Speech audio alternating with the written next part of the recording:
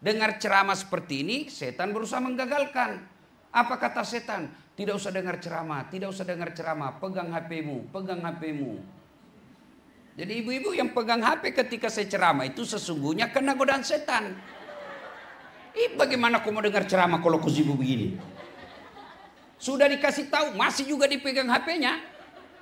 Bukan lagi kena godaan setan, mungkin ibu sudah jadi setan. Simpan dulu HP-nya bu ya, simpan dulu, boleh? Boleh bu? Nah boleh ya. Ustadz kita mau rekam, kalau ibu rekam nanti gambarnya tidak jelas. Suaranya juga bising. Tapi kita mau dengar nanti ini ceramah Ustadz. Ini ada kamera saya bawa. Tapi kau bawa pulang ke Makassar kameramu Ustadz, nonton YouTube. Iya toh? Pengajian Maulid Fatimah As-Sahra. Ya, sudah nonton? Jangan lupa like and share. Ya bu, jangan ketawa. Saya serius ibu. Kalau ibu follow artis apa ibu dapat? Saya heran lihat ibu sekarang. Follower artis, followernya artis belasan juta. Kontennya tidak mendidik. Hai guys, kita lagi di Eropa guys. Kita lagi menghadiri pengantin di Jepang guys. Tahu-taunya perampok. Hey guys, kita lagi makan kepiting Alaska guys. 1 ekor 10 juta guys. Dia kirimi kok. Apa? Lebih baik follow Dasat Latif. 1, dapat ilmunya, tahu cara ibadah. 2, kau amalkan ilmunya, dapat lagi pahala. 3, kau sebarkan ilmunya, dapat amal jariah. Gara-gara ilmu yang kau sebarkan itu di kontenmu, selama konten itu beredar di medsos, maka ibu dapat pahala seperti pahalanya Dasat Latif. Itu yang disebut amal jariah. Ini gunanya pengajian. Supaya apa? Ada peningkatan kualitas. Jangan sampai kita selalu pengajian tiap bulan 4 kali, tapi tidak ada peningkatan kualitas, buang-buang waktu. Ini ibu mau kita kasih senang-senang atau gaspol? Mulai ragu-ragu ibu-ibu ini. Nah ibu bapak saudara-saudara sekalian, waqala idzan bismillahirrahmanirrahim. Innallaha wa malaikatahu yusalluna 'alan nabi ya ayyuhalladzina amanu sallu 'alaihi wa sallimu taslima. Sesungguhnya Allah dan para malaikatnya bersalawat kepada Rasulullah Muhammad sallallahu alaihi wasallam, maka wahai orang-orang yang beriman, bersalawatlah kalian kepada Rasulullah dengan sebaik-baik salawat. Sadaqallahul adzim, maha benar Allah dengan segala firman-Nya. Bapak Ibu saudara-saudara sekalian yang saya hormati, teristimewa Sahibul Bait Ibu Haja Nur beserta keluarga yang insya Allah dimuliakan rahmati Allah Subhanahu wa taala. Ibu-ibu, ada berapa rukun Islam? 5. Rukun iman? Ada di antara 6 itu yang kelima apa? Rukun imannya Bu. Yang kelima. Percaya kepada hari akhir. Oke, kita lihat supaya ini gampang kita paham. Saya kasih saja contoh. Ibu-ibu tahu enggak istrinya Pak Soeharto? Ibu-ibu pasti masih dapat itu kan? Oh, waktu itu semua orang mau ketemu Ibu Tin. Ketemu Ibu Tin waktu itu sudah kebanggaan luar biasa. Mana beliau sekarang? Sudah arwah? Siapa yang ingat? Siapa yang ingat sekarang? Paling anak-anaknya. Setelah itu siapa lagi yang menjadi ibu negara? Ibu Ainun. Bangga orang ketika itu bersama Ibu Ainun. Mana sekarang? Sudah wafat. Siapa yang ingat? Paling keluarganya. Setelah Ibu Ainun siapa ibu negara? Ibu Ani Yudhoyono. Setelah Ibu Ani Yudhoyono siapa? Siapa? Ibu sekarang. Ibu Iriani. Jawab Ibu, iya toh? Itu Ibu Presiden, apalagi kita, siapa yang mau ingat? Maka ketika kita hadir di pengajian ini, itu dulu yang kita bawa, kehidupan akhirat kita. Supaya apa? Kita lebih gampang membuka hati bahwa oh ini yang kita mau bicara tentang kehidupan kita yang lebih abadi. Ini dunia Bu, kecil kalau kau menderita di dunia. Ibu-ibu, Bu, kalau ibu merantau ke Banjarmasin tidak enak, di sana ada pilihan tidak? Ada pilihan? Ada, balik lagi ke Jakarta. Selesai. Ibu-ibu jahat suamimu, ada pilihan? Ada. Pulangkan saja aku pada ibuku atau ayahku. Selesai. Cuma ada pagi-pagi curhat tadi pagi. Jelek sekali sifatnya. Saya kan hampir tiap hari tuh belasan ibu-ibu curhat. Saya jelek sekali suami saya, Ustaz. Ini dia main, dia sebut semua. Bu, pilihannya sabar. Tapi jelek sifatnya ya. Pilihannya kalau ibu tidak mau sabar ya cerai. Tapi saya tidak tega, Ustaz. Ya sudah, tidak usah minta pendapat sama saya. Kenapa begitu? Nah, ibu-ibu ditugaskan kita ke luar negeri. Ternyata tidak enak. Ada pilihan? Ada, pensiun dini. Selesai. Tapi ibu kalau masuk kubur, ada pilihan tidak? Ada pilihan, Bu. Masuk kubur, hendak enak deh, keluar dulu. Oh, ibu viral satu dunia, Bu.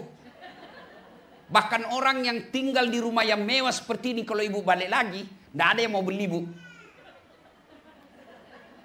Iya kan? Pasti mati. Maka itu dulu yang kita buka. Buka bahwa kita pasti mati. Karenanya kita perlu meneladani orang yang bisa membuat kita selamat dunia sampai akhirat. Nah, ibu tahu Rasulullah. Rumahnya itu Rasulullah, ibu. Mudah-mudahan ibu pernah lihat. Kalau ibu ke Tanah Suci, makanya jangan cuma ke penjual emas. Ya, masuk juga ke Museum Rasulullah. Di Museum Rasulullah samping Masjid Nabawi itu, lihat rumahnya Nabi.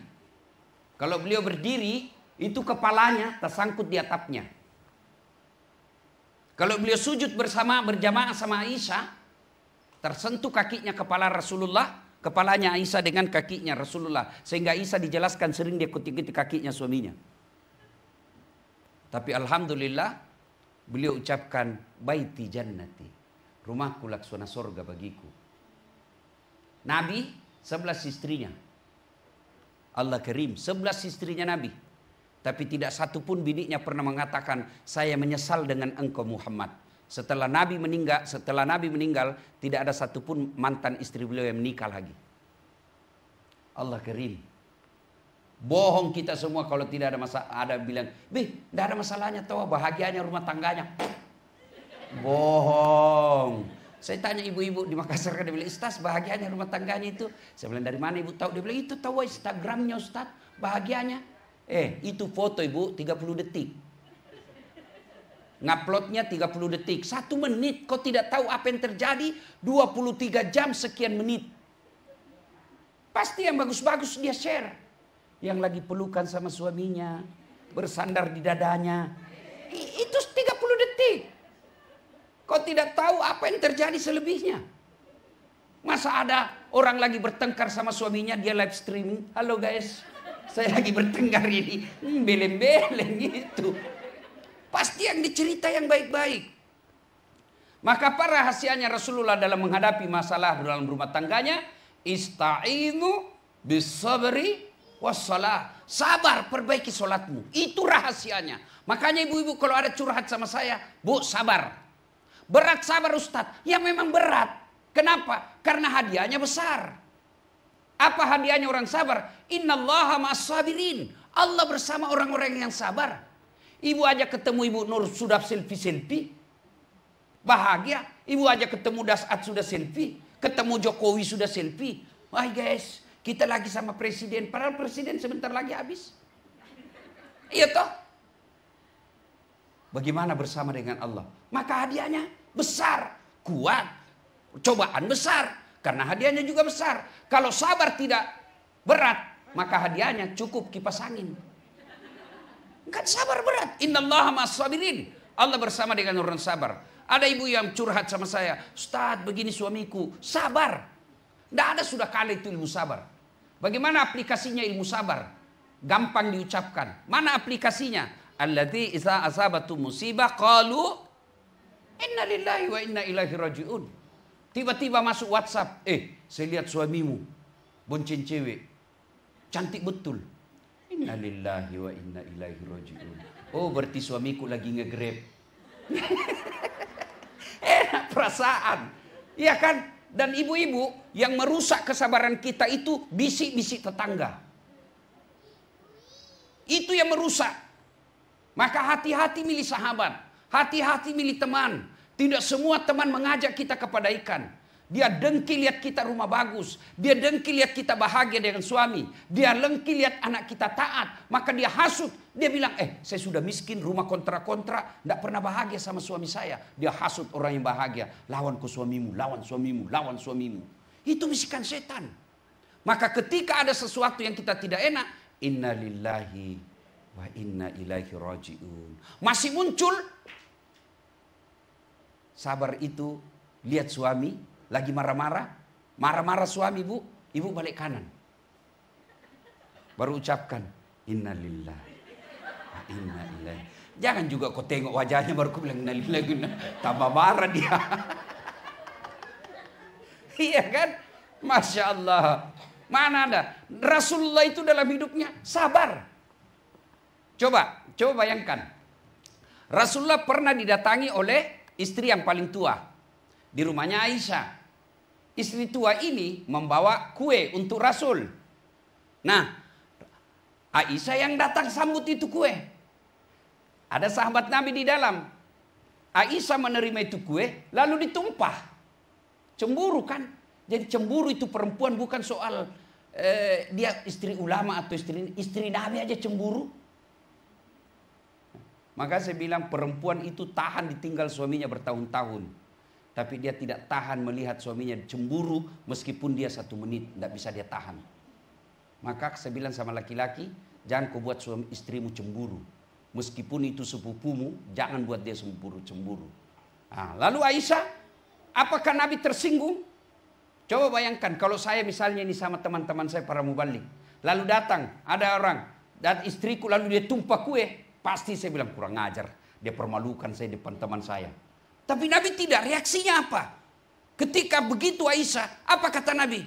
Kau lihat itu ibumu. Cemburu dia. Enak kan cara menyikapinya. Coba kalau ibu-ibu. Menyikapi dengan sabar. Hidup pasti enak. Biar ibu kiai. Biar profesor.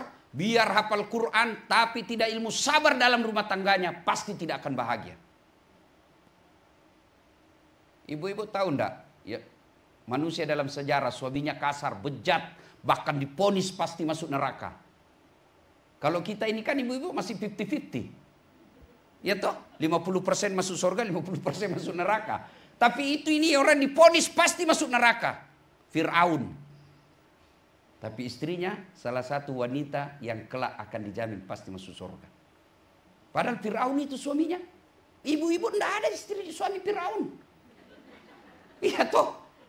Sejahat-jahatnya suami ibu, tidak mungkin ibu tega katakan kau Fir'aun. Iya toh. Berarti tidak seberapa. Maka kalau marah, ucapkan saja. Sabar. Nabi katakan resepnya Quran. Ada masalah rumah tanggamu.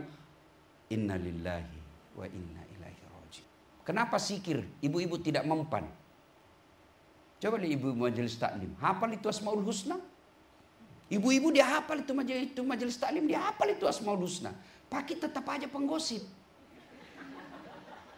Iya toh. Kalau kumpul begini itu dia masih gosip. Dia tidak ngomong tapi mukanya sinis. Ada temuannya orang dia lihat dari kepala sampai di kaki. Orang duduk dia sinis. Padahal hafal Asmaul Husna itu. Kenapa? Karena dia tidak sampai di dada. Tidak sampai di hati menghafalnya. Dia hanya tampil untuk Asmaul Husna. Bukan untuk di rumahnya. Coba kalau ibu hafal Asmaul Husna. Di samping suami ibu. Suami baring-baring capek. Ibu lalu Asmaul Husna. Senang itu suami. Ya Allah. Ya Rahman. Pasti suami alhamdulillah dalam hatinya. Tidak sia-sia saya cari nafkah. Istri saya baik, hafal Asmaul Husna. Suami marah, ibu istighfar. Atau kalau perlu seperti saya amalkan. Kalau istriku marah, saya peluk. Lalu saya bilang, insaflah wahai manusia, bila dirimu bernoda. Mulai senyum-senyum itu. Masih marah juga, ku peluk lagi. Bila kamu di sisiku. Itu aplikasi sabar. Coba kalau dia marah, kita juga marah, meledak. Lalu siapa yang jadi korban? Anak. Ibu-ibu. Ibu. Kalau ibu meninggal, siapa yang doakan ibu? Suami. Jangan harap ibu. Teman. Coba lihat di WhatsApp. Coba lihat itu grup WhatsApp. Jangankan baca doa, ketik doa saja malas teman kita. Apa dikirim? Stiker. Innalillahi wa inna ilaihi Al-Fatihah. Enggak juga dia baca. Siapa doakan kita? Anak. Tapi kalau dia lihat ibu bapaknya selalu bertengkar, pasti susah menjadi anak yang baik. Maka istri yang baik, kalau suami ngomel, kita diam. Selesai dia ngomel, kalau ibu mau lanjutkan, saya lagi pak ya. Nah, diskusi itu namanya, bukan ngomel. Nah, sabar. Yang kedua, sholat. Ibu ingat tak kisahnya Rasulullah waktu wafat? Ya kan? Ketika Rasulullah wafat, itu kan Allah perintahkan, Jibril, kau turun, jemput kekasihku Muhammad. Waktu itu hari Senin. Tanggalnya tanggal 12, bulannya Rabiul Awal. Subhanallah, Nabi lahir dan wafatnya sama. Sama-sama hari Senin, sama-sama bulan Rabiul Awal, sama tanggal 12. Jadi, kalau ada ibu di sini yang lahir di bulan 9 atau bulan 10, hati-hati. Biasanya kelahiran dan kematian itu berdekatan. Coba ibu lihat-lihat orang meninggal. Biasa dekat-dekat itu dengan kelahirannya. Nabi pas. Jadi kalau ada yang lahir tanggal 1 Oktober, hati-hati bu. Nah, Allah perintahkan Jibril, kau turun jemput kekasihku Muhammad. Bawa kau 3 malaikat, Israil, Israfil, Mikail. Dengan catatan, tanya dulu. Kalau dia mau dijemput, ambil nyawanya. Kalau tidak, tunda sampai mau. Allah karim. Turun Nabi, malaikat Jibril. Langit ke-7 masih berempat. Sampai di langit ke-6, malaikat Jibril berkata, Jibril, kata Jibril, wahai malaikat pencabut nyawa, Israil, saya kan tidak bertugas hari ini. Hanya kau yang bertugas cabut nyawa, kau turun. Kata malaikat pencabut nyawa, tapi kamu kan circle-nya. Kamu kan yang selalu bertemu selama ini. Saya tidak mau deh, kau turun aja. Kalau bahasa kita, turun 3 malaikat. Begitu sampai depan rumah Nabi, ketuk rumahnya Nabi. Assalamualaikum warahmatullahi wabarakatuh. Fatimah buka. Pak, tidak ada orang. Kata Nabi, sudah ada di sampingku. Lalu berkata malaikat pencabut nyawa, ya Muhammad, hari ini saya diperintah cabut nyawamu, kalau kamu mau, menurutmu bagaimana? Ibu-ibu kira-kira kalau ditanya dulu, saya yakin 1999, tidak ada yang jawab siap. Pasti dibilang tunggu dulu. Nabi, apa jawab Nabi? Hari ini saya siap. Cuma mana ini malaikat Jibril? Ada saya mau tanyakan dulu. Jibril menunggu di atas. Panggil dulu. Datang malaikat Jibril. Ya Jibril, kalau hari ini saya harus menghadap kepadamu, tolong kasih saya berita gembira. Kata Jibril, ya Muhammad, seluruh malaikat yang pernah Allah ciptakan sudah antri menunggu rohmu. Oh, alhamdulillah. Apalagi Jibril, ya Muhammad, meskipun engkau nabi paling terakhir, haram seluruh nabi dari Adam sampai Isa masuk surga sebelum engkau lebih dulu masuk surga. Alhamdulillah. Apalagi Jibril, ya Muhammad, kalau ada dosa dan kesalahan yang pernah kulakukan, Allah telah memberikan ampunan. Alhamdulillah. Jibril, tapi itu kan saya. Saya tidak cemas soal diriku Jibril. Yang kucemaskan umatku. Bagaimana Fatimah, Majelis Taklim Fatimah As-Zahra? Bagaimana mereka kasihan? Beliau tidak katakan bagaimana Hasan Hussein. Bagaimana Aisyah? Tidak. Bagaimana Fatimah? Tidak. Tidak satu pun keluarganya dicemaskan. Tapi apa kata Nabi? Itu untuk saya. Tapi saya cemaskan. Bagaimana umatku ya Jibril? Jibril berkata, ya Muhammad tunggu dulu. Ini hak prerogatif Allah. Saya naik dulu. Naik, malaikat Jibril turun lagi. Mendapat laporan dari Allah. Ya Muhammad, saya dapat informasi dari Allah. Meskipun engkau sudah tidak di tengah-tengah umatmu. Meskipun engkau sudah tidak di Jakarta. selama umatmu berpegang kepada Quran, sunnah, jangan cemas. Mereka akan selamat dunia sampai akhirat. Nabi tersenyum, lalu Nabi berkata, saya siap. Ada 3 pesan Nabi. Dengar baik-baik.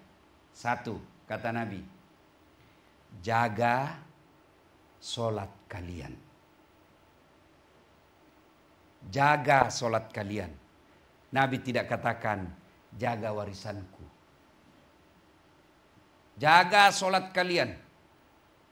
Ini yang penekanan kita bagi ibu-ibu. Kenapa Nabi selalu mengingatkan jaga solat kalian? Bahkan beberapa hadis dijelaskan perempuan kalau mau gampang masuk surga, salah satu diantaranya dia solat. Beberapa hadis juga menjelaskan salah satu sebab perempuan gagal masuk surga karena menganggap enteng solat. Dan itu saya lihat dalam kehidupan saya sehari-hari. Kapan perempuan banyak tidak solat? 1, kalau ada pesta pengantin. Make up. Apa dilarang make up? Tidak. Ibu make up supaya suami tidak malu dan suami bangga di samping. Itu pahala bahkan ibadah. Apa ibu berdosa kalau pakai jilbab yang kelilitan-kelilitan itu? Yang selalu saya istilahkan jilbab sakaratil maut. Saya tadi malam ceramah di Malaysia. Itu jilbabnya ibu-ibu Malaysia gampang sekali dia pakai. Kain segitiga kasih peniti 1 selesai. Coba kita di Indonesia. Oh, ada kainnya dulu itu 2 meter, dia ikat-ikat dulu. Dia ikat di lehernya. Kainnya 3 lapis di sini. Ada kuning biru dikasih miring lagi sedikit. Ada kembang-kembangnya di sini. Ada juga di atas sini. Nah, karena sudah diikat lehernya susah dia balik. Begini dia balik. Tiba waktu sholat. Suaminya bilang, bu, kau pergi sholat. Saya jualkan kau sawah itu kopi haji. Kau sadar pak? Saya sadar ini sayang, saya suruh kopi sholat. Kau ndak lihat ini mikapku. Ini jilbab susah dipakai. Gara-gara jilbab dia tidak sholat. Dan kita ketawa karena mungkin kita pernah mengalami. Iya kan? Jangan marah ibu ya, jangan marah ya. Ibu kalau marah juga enggak apa-apa, saya sudah mau pulang Makassar nanti. Kapan lagi perempuan banyak enggak sholat? Selesai haid, paham keliru. Katanya Ustadz kalau selesai haid, subuh baru mulai. Sekalinya subuh kesiangan. Dia bilang lagi besok lagi Ustadz. Enggak bu, kalau ibu bersih, yakin bersih jam 8 malam, sudah wajib sholat isya. Ibu yakin jam 1 malam bersih, ibu sudah wajib sholat isya. Jangan pura-pura, padahal sudah tahu bersih, tapi ibu merasa pura-pura, maka dosa hukumnya. Ibu tahu enggak? Hukuman meninggalkan sholat. Coba buka surah Al-Quran, surah Al-Hajj. Bagi mereka yang selalu anggap remeh sholat. Coba buka Al-Quran, surah Al-Hajj. Situ Allah jelaskan 1 kali kau tinggalkan sholat, 1 hari kau di neraka. Berapa namanya 1 hari di neraka? 1000 tahun dunia. Bayangkan itu 1000 tahun. Jadi kalau 5 kali sehari semalam, 5000 tahun. Oh, kok lama betul? Ibu pikir lama karena bandingkan dunia. Akhirat itu tidak ada akhirnya, abadi. Dan ibu mau tahu itu api neraka, buka itu kitab Durratun Nasihin. Kerikilnya neraka diletakkan di kakinya, saking panasnya mendidih sampai kotaknya. Itu yang paling ringan. Kalau ibu masih percaya akhirat. Beda kalau ibu sudah tidak percaya akhirat. Kenapa saya sebut tadi ibu-ibu negara itu? Supaya ibu yakin ibu negara aja mati. Istri presiden aja mati. Dan tidak ada lagi yang mau ingat kecuali keluarganya. Kadangkala ibu-ibu dibodohi oleh mikap tidak sholat. Saya percaya ibu-ibu di sini tidak berani berselingkuh. Tidak berani makan barang haram. Tapi mungkin ada di antara kita yang masih melalaikan sholat sekali-sekali. Padahal sholat itu puncak penghambaan kepada Allah. Kalau ibu tidak haji insya Allah masih tetap Islam. Ibu tidak bayar zakat tetap Islam. Tapi kalau tidak sholat jelas Al-Fat 29. Muhammad Rasulullah. Walladzina ma'ahu asidda'u 'alal kuffar ruhama'u bainahum tarahum ruk'an sujada. Orang Islam itu rukuk dan sujud kata Allah. Sholat 5 waktu. Kalau dia tidak sholat kata Nabi, dia kafir di hadapan Allah. Bahkan Imam Syafi'i menghukumi orang yang tidak sholat jangan kau sholati ketika dia mati. Jadi sholat. Kata Nabi ketika sakaratul maut jaga sholatmu. Yang kedua, dengar baik-baik. Apalagi pesan Nabi, jaga perempuan di antara kalian. Nabi istimewakan lagi tuh perempuan. Nabi tidak bilang jaga suamimu. Ibu tahu enggak istimewanya itu perempuan Islam? Ibu sebelum diadili di akhirat ada 4 laki-laki yang lindungi ibu. Sebelum ibu dipanggil, 4 laki-laki di depan ditanya, mana bapaknya? Kok bisa anaknya begitu? Bapak dulu. Mana suaminya? Suaminya ibu. Mana anak laki-lakinya? Mana saudara laki-lakinya? 4 laki-laki lindungi ibu. Kami laki-laki langsung dorong masuk. Yang ketawa saya suruh sini.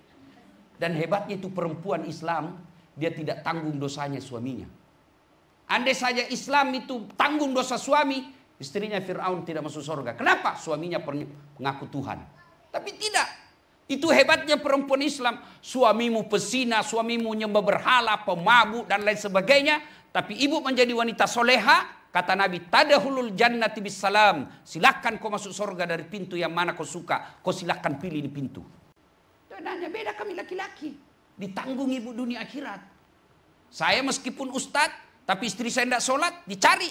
Mana ini suaminya ini? Saya ustadz, penceramah, tapi istri saya tukang gosip. Kenapa begini istrimu? Kau kecana kemari ceramah, kenapa istrimu begini? Saya penceramah, tapi istri saya tidak bayar utang puasanya. Saat, kenapa itu istrimu tidak bayar utang puasanya? Dicari. Itu di akhirat, apalagi di dunia. Ibu pikir dunia ditanggung ibu di dunia. Maksudnya apa Ustaz? Malu juga kita laki-laki kalau sudah 2 kali lebaran istri itu terus baju-barunya. Malu kita. Kita pulang kampung ada istrinya adik, ada istrinya kakak. Istrinya yang 2 ini pakai baju baru, istri kita enggak. Malu kita. Ditanggung. Dipikir bagaimana supaya istri bisa pakai mobil mewah. Dipikir bagaimana supaya istri buka glowing. Dipikir semua itu. Mana ibu pernah pikir suaminya supaya bisa beli emas? Enggak kan? Maka itulah sebabnya kata Nabi, ridanya suami, ridanya Allah tergantung ridanya suami. Maka Allah katakan melalui nabinya, jaga perempuanmu. Apa yang perempuan perlu dijaga? Perempuan. 1, tidak boleh keluar rumah tanpa izin suami.